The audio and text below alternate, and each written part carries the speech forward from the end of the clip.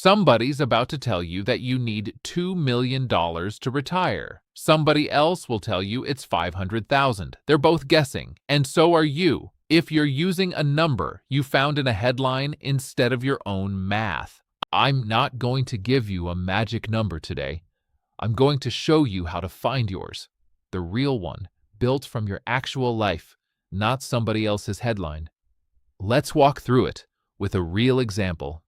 Meet Robert and Carol, 62 years old, married 34 years. Robert's still bringing in $85,000 a year at a job he's mostly ready to leave. Between them, they've got $480,000 saved in their 401s, $90,000 sitting in cash, and Carol's got a small pension coming, about $14,000 a year. No mortgage, no car payments, and they're wondering the same thing you probably are. Can we actually do this? Here's how you find out. First, what's actually coming in, guaranteed no matter what the market does, Social Security, a pension if you have one, rental income if you have it.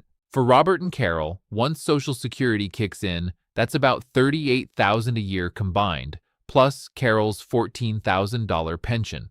Call it $52,000 a year, guaranteed, rain or shine. Now, what do they actually want to spend? Let's say $72,000 a year, comfortably. That's a $20,000 gap.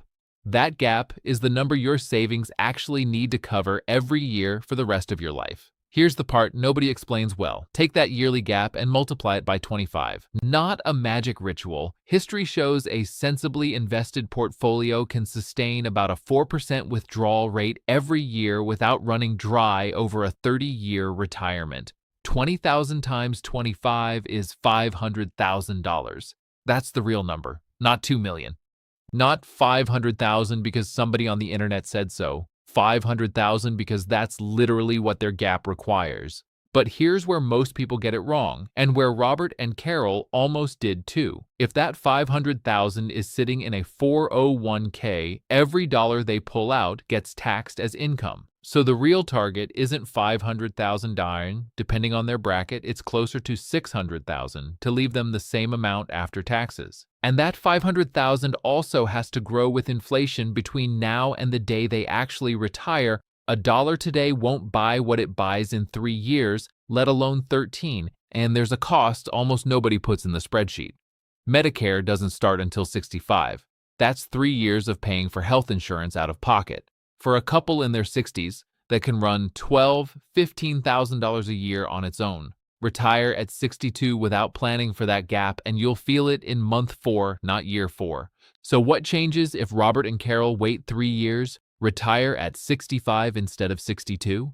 3 more years of saving, 3 more years of compound growth, 3 fewer years of drawing down, and they walk straight into Medicare with zero health insurance gap. Run the numbers, and their sustainable spending jumps from $72,000 a year to almost $91,000. That's $19,000 a year for the rest of their lives for 3 years of patience. Nobody puts that trade-off in a headline because wait 3 more years doesn't get clicks, but it might be the single highest return decision they ever make. And here's what that number actually buys. Once you stop looking at it as a spreadsheet, it's not a pile of money sitting there taunting you. It's Sunday mornings with nowhere to be. It's the flight to see your daughter without checking the credit card balance first. It's not outliving your money and having to call your kids at 79 asking for help. That's what the math is actually protecting. So here's what to do with this. 1. Find your real guaranteed income. Social Security, pensions, anything fixed. 2. Decide what you actually want to spend, honestly, not what sounds responsible on paper.